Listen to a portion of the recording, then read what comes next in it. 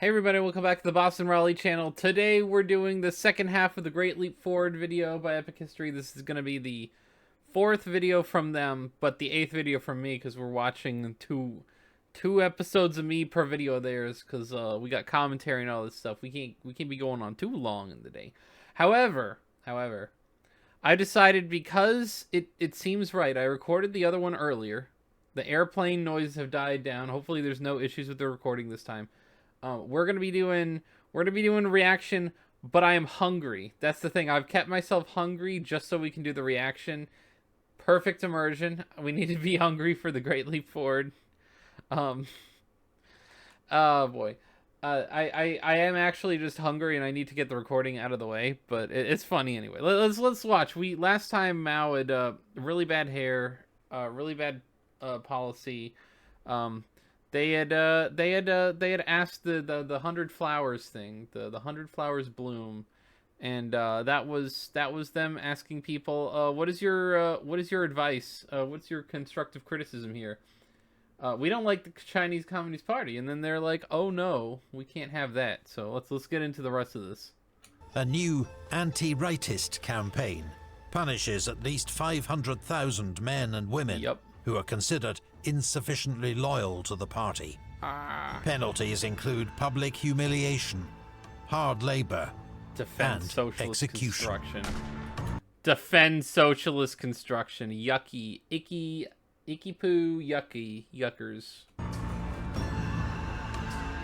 By the way, if you haven't figured out already, I'm very pro-capitalist person, very anti-radical left-wing socialist person. So I mean this is part of why the immersion factor. I need this immersion. I'm an American.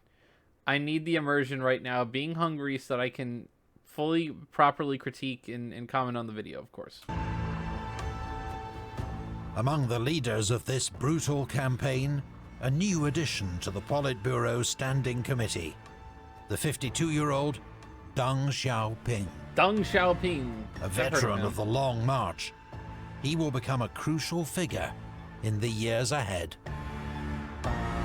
Bah. The thoughts of the chairman are always correct. If we encounter any problem, any difficulties, because we have not followed the instructions of the chairman closely enough. By Lin Biao, 1962. Imagine that, like, the chairman is always right. If there's ever a problem, it's because we're not following the instructions of the chairman closely enough. That's literal people worship. That is secular humanism at its finest. Well, least fine, but of course, Chairman Mao is the god of the Chinese Communist Party, of course.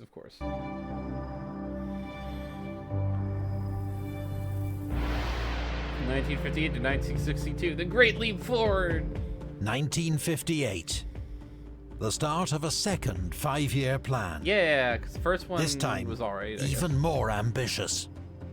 Mao calls it the Great Leap Forward, a huge program to create a truly socialist state and dramatically expand industrial output to catch up with the world's leading economies. Yeah, that'll go well.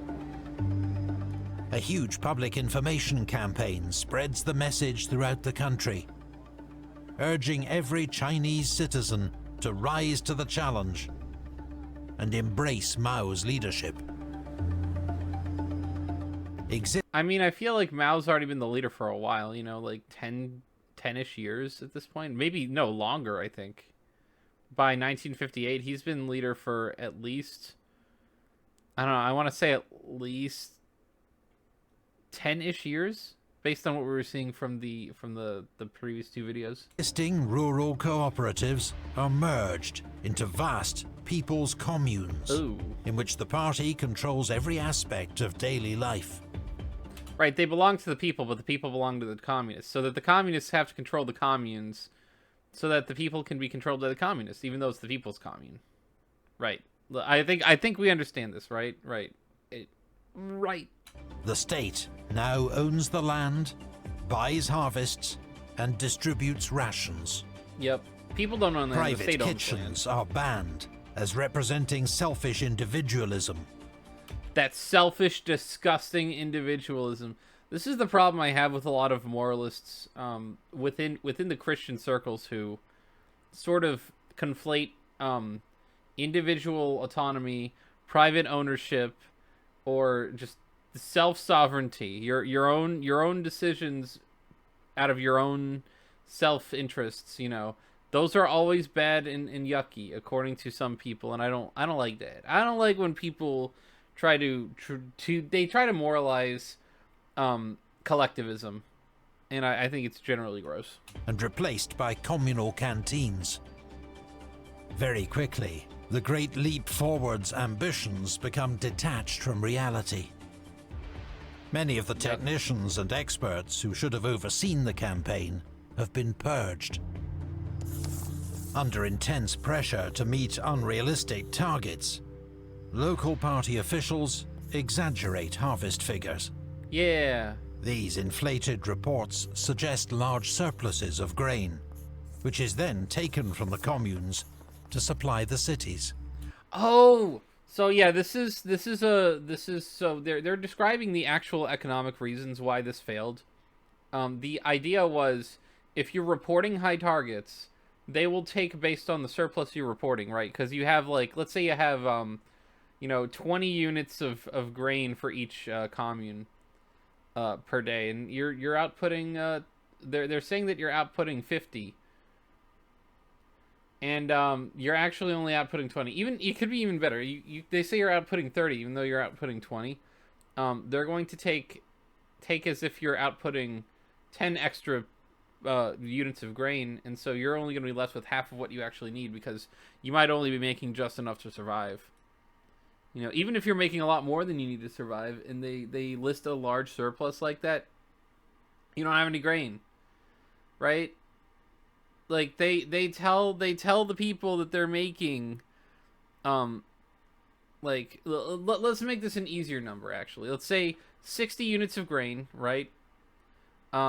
Is what you're actually making. They say you're making 100, so they'll take 40, because that's the excess, and so you're left with 20 remaining, which you needed 40 to feed everyone and keep everything ship shape, all the minimums met. But nope, they took a lot based on the fact that you told them they had a lot, because of course you're going to tell them that you have a lot, because then otherwise you're not meeting your target, and Chairman Mao isn't happy. So it's a perverse incentive structure, because the people who are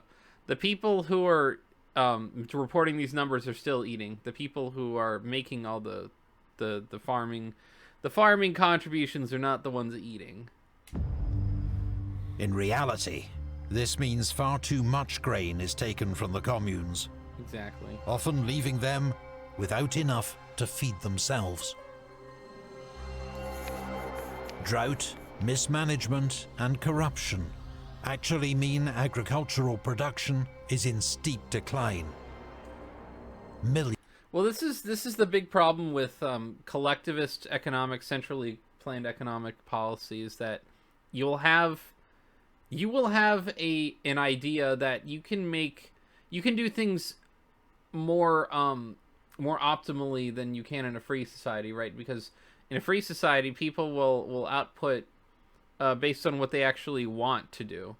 And in the centrally planned economy, they'll just say, like, we'll have everyone work as hard as they should all day to put out as much as they can, and then you'll have all these people putting out all this stuff, but any mild corruption, it's all gone. Everything goes to shit.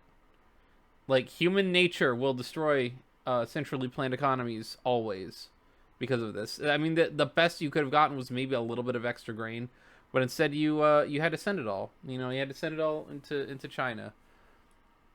Well, rather, you had to send it all to Peking or Beijing or whatever it's called by this point. And you supposedly had surpluses, and you did not. And very often, you're not actually putting out the target. Very rarely will you actually end up putting out the target amount, because people don't have an incentive to work hard. And so it's just a bad snowball. Millions of peasants now face starvation. On top of this, farmers face new nonsensical demands. like an order to use homemade foundries to produce iron, often of such poor quality it's unusable. Yeah, that's just bad. The result is a disastrous famine across China. By some recent estimates, Mao's Great Leap Forward is responsible for at least 45 million excess deaths. Hey, remember how a couple episodes ago I'd said that all that World War II stuff was completely meaningless in the face of what would happen later?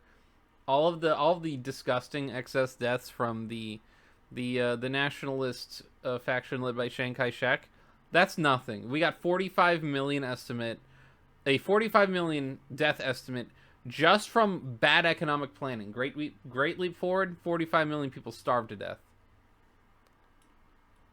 That's pretty bad. I don't see how you can ever compare anything else that ever happened in China to that. Like, you'd have to start lumping wars on top of wars on top of wars together just to get that death toll. And that's just one aspect. 7%. 1 5-year period, one aspect of Chinese economic planning from the CCP.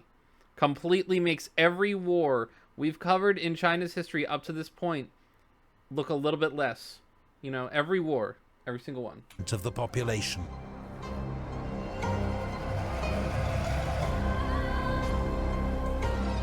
It ranks as one of the greatest man-made disasters in history.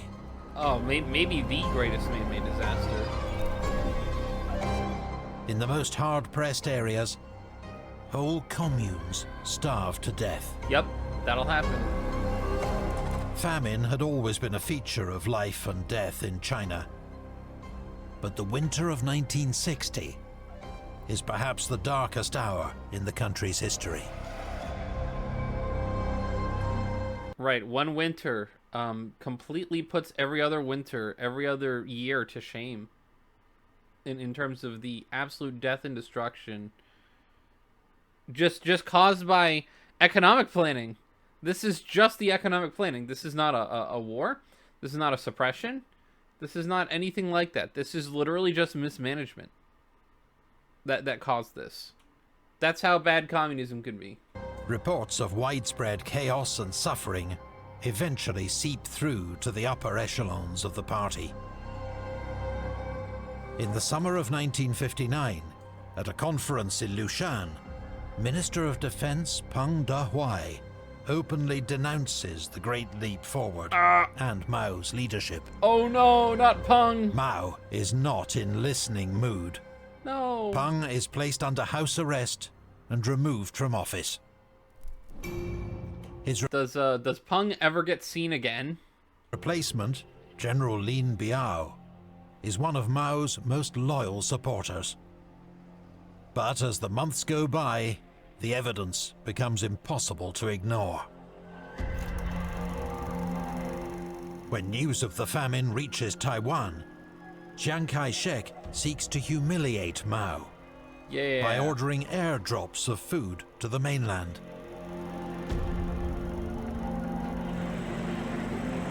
Dude, what a dig. What a dig. It's like, we're going to give you some of our food since we can make food just okay. Your crappy ass communist leader completely starved everyone to death. Such a petty move, but it's kind of beautiful and amazing at the same time.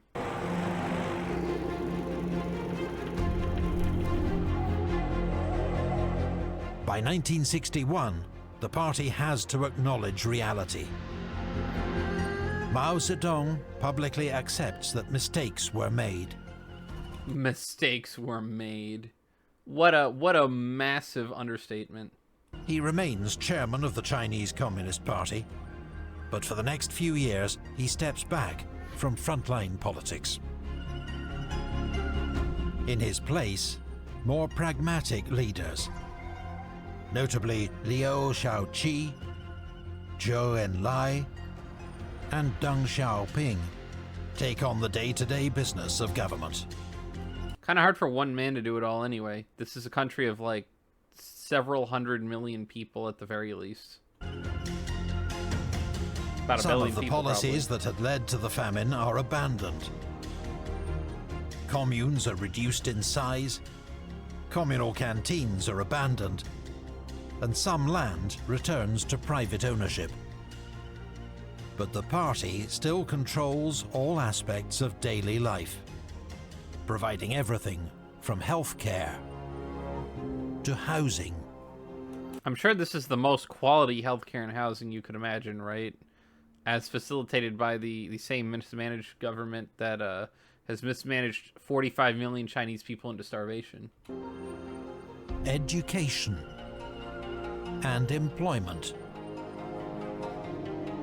while food remains rationed. Yep. The work unit, not the family, is the basic unit of social and economic existence. I mean, this is actually one of the main problems, is that when the building blocks of society are replaced with mechanized, heartless, soulless machines, you need family as a building block for society. That has to happen regardless of whether or not you have a very left-wing, very right-wing nation, something more staunchly in the middle. You know, something of any kind. It needs to be family structured from the ground up. That is how society should be built, not centrally planned from the top down. Meanwhile, in 1958, the government adopts a new phonetic alphabet to encourage literacy in China. It is called Pinyin, and becomes the new system for the romanization of Chinese names. Oh, there we go. Peking becomes Beijing. Canton becomes Guangzhou. Nanking becomes Nanjing. See, Peking and Nanking, you can kind of see the word still, especially with Nanking becoming Nanjing, Peking becoming Beijing, Canton becoming Guangzhou. That's just a rename at that point. With countless more changes. Pinyin spreads only slowly across China itself, and it is not until the 1980s that the new names are taken up abroad. Yeah. That's what I've been saying. Every time I've been saying, you know, Peking, that is the capital, that is Beijing. It's still the capital, even after all this time somehow. People all over the world are now discussing whether a third world war will break out. If the imperialists insist on unleashing another war, we should not be afraid of it. Mao Zedong, 1957. Absolutely, you should be. You can't freaking handle garbage. Foreign confrontation, 1958 to 1966. While enacting the Great Leap Forward at home, Mao takes an increasingly aggressive approach abroad. The South China Sea. In August 1958, the Chinese army starts shelling islands in the Taiwan Strait, belonging to the Republic of China, testing nationalist defenses. The US response is emphatic, sending naval and air reinforcements to the region, and deciding to use nuclear weapons if necessary. Yo, that's kind of wild. But yeah, you know, you might need to protect the interests of the nationalists just a little bit if you are a country that wants to keep itself from completely falling apart. You know, I mean, the United States, they need to just support Taiwan as a general premise, because if China keeps doing things like mainland China, the People's Republic of China versus, you know, the Republic of China, two very different places. Taiwan, aka real China, hot take, it's gonna get me canceled. Go follow me on Rumble as well. Taiwan is not gonna be the kind of thing you can just let fall off, as it were. It is one of the world's first serious nuclear crises. The situation eventually reverts to a hostile standoff. But Soviet Premier Nikita Khrushchev, who is pursuing a policy of peaceful coexistence with the West, is furious at Mao's recklessness. Relations between China and the Soviet Union the world's two great communist states are in steep decline. You call them communist states, although it's funny because China is kind of like an empire. The Soviet Union really is like the United Soviet Socialist Republics. That is also kind of an empire at that point as well, because it's not just Russia. You have places like Ukraine, Belarus, the Iron Curtain states, all that stuff.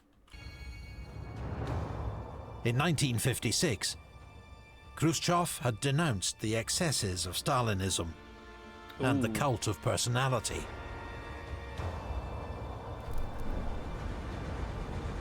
Mao is outraged by these views, and in turn denounces Khrushchev's views as a betrayal of communism.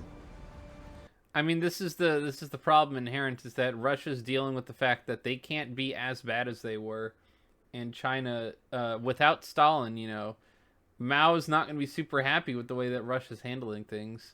Even as bad as the USSR was at that point, you know, China can't look at that and say, ah, yes, this is going well.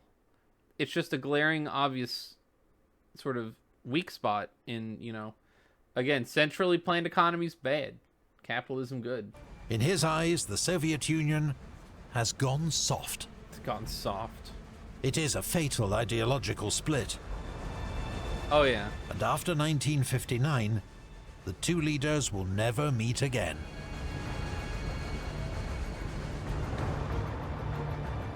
That year, China faces a revolt against its rule in Tibet. In response, the Chinese army shells Lhasa. The uprising ends after 3 days of bloody street fighting.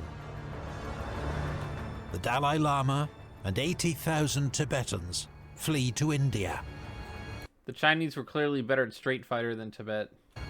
From now on, Tibet is under direct Chinese rule. In 1962, tension on the Himalayan border between China and India explodes into a month of fighting as China grabs disputed territory. Yep. Tellingly, the Soviet Union backs India, not China. A sign Pretty wild, yo. of how far their relationship has broken down. The Soviets have already withdrawn all technical support for Chinese weapons programs. But China is no longer so reliant on foreign expertise. 1958, for example, had seen the founding of the University of Science and Technology of China in Peking. And in 1964, at Lop Nor in Xinjiang province, China tests its first atomic bomb.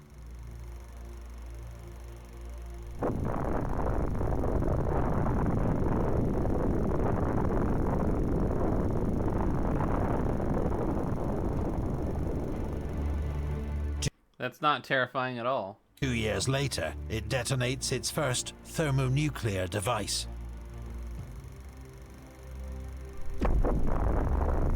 Eek.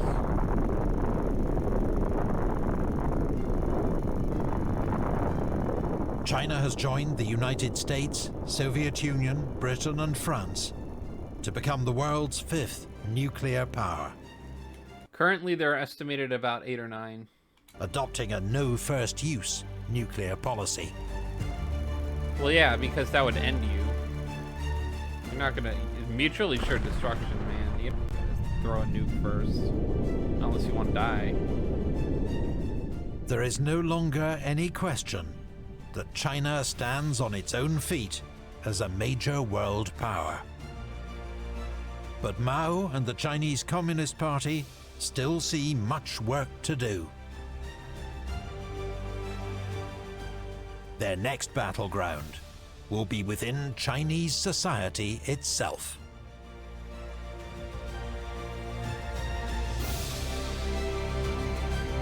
Armband kind of yucky, you know?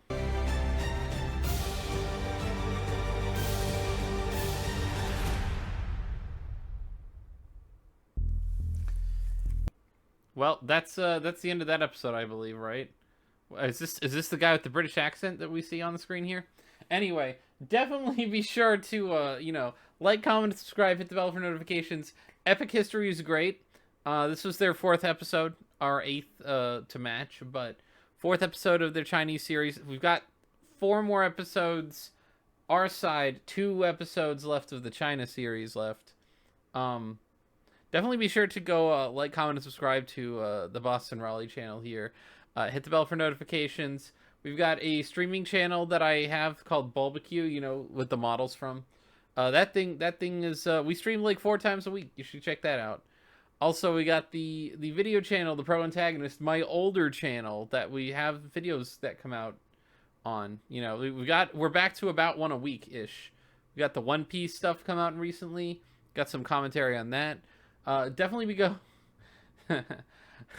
At least it will probably about a day, 2 days, 3 days, something like that after this video. It'll be the week that this comes out.